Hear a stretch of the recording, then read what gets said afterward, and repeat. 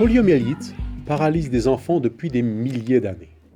Afin de garantir un monde libéré de la poliomyélite aux générations futures, nous devons éradiquer toutes les souches du virus. Dans cette vidéo, je vais aborder les deux types de poliovirus auxquels il faut s'attaquer pour éradiquer la polio. Les poliovirus sauvages, naturellement présents dans l'environnement, et les poliovirus dérivés d'une souche vaccinale. Il existe 3 souches de poliovirus sauvages, type 1, type 2 et type 3, dont le nombre n'a jamais été aussi faible grâce à l'utilisation généralisée du vaccin antipoliomyélitique oral. En fait, le virus de type 2 a déjà été éradiqué et celui du type 3 n'est signalé nulle part depuis 3 ans.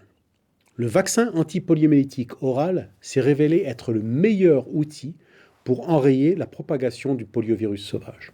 Nous devons aussi empêcher l'apparition des poliovirus dérivés d'une souche vaccinale, dont il existe 3 souches, comme pour le poliovirus sauvage.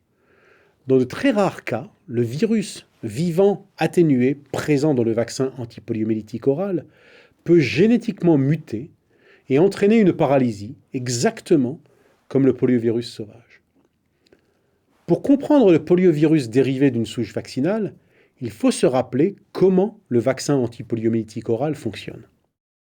Lorsqu'il est administré à un enfant, le virus vaccinal atténué se multiplie et peut se transmettre, comme le poliovirus sauvage, et d'autres enfants sont ainsi protégés contre la maladie. Le vaccin antipoliomyélitique oral est le meilleur outil dont nous disposons pour protéger les enfants contre la polio, car il est facile à administrer et évite la propagation de l'infection.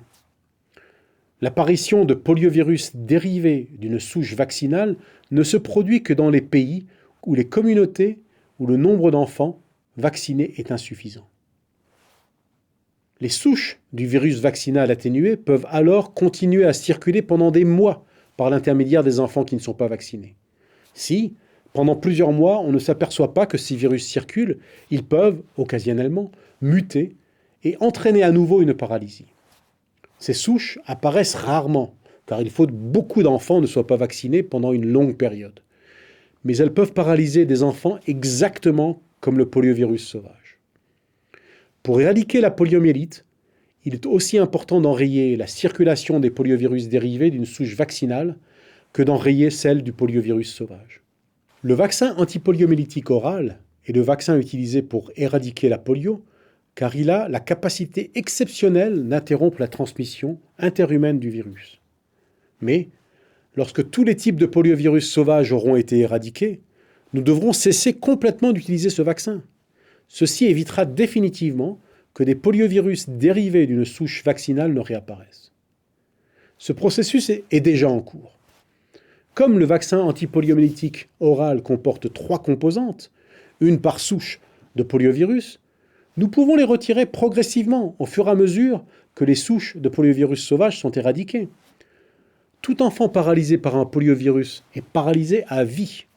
Les vaccins antipoliomyélitiques oraux nous ont permis d'envisager l'éradication et, lorsque nous aurons éliminé toutes les souches sauvages, le travail sera terminé et nous n'en aurons plus besoin. En retirant le vaccin antipoliomyélitique oral, nous pouvons finir d'éradiquer la polio en enrayant la propagation de tous les types de poliovirus. Je vous remercie.